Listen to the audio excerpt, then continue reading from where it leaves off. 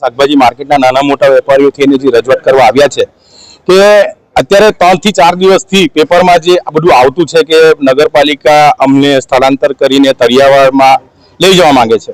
તો તળિયાવાડમાં એક એવો વિસ્તાર છે જે વલસાડનો એકદમ નીચાણવાળો વિસ્તાર છે કે જ્યાં વરસાદી પાણી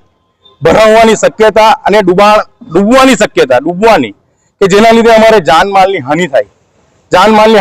અને એના કારણે અમારું શું થાય એ તો હવે ભગવાન જ જાણે। નગરપાલિકા અમને દરેક રીતે સપોર્ટ કરે છે, એનો આભાર છે, પણ અમે એવું કહેવા માંગીએ છીએ નગરપાલિકાને કે અમને એક સુરક્ષિત વ્યવસ્થિત જગ્યા આપીને અમારો વેપાર ધંધો ચાલુ થાય એ પ્રકારના કાર્ય કરે એમાં અમે રાજી છે। કેમ કે વરસાદ આવે ત્યારે એ વિસ્તારની અંદર પાણી ભરાવાથી કાદવ કીચડ થવાથી રોગચાળો ફેલાય એની જવાબદારી પછી કોની? અમારા ગ્રાહકો ત્યાં સુધી આવશે નહીં, ત્યાં સુધી નહીં આવી અને અમારો જે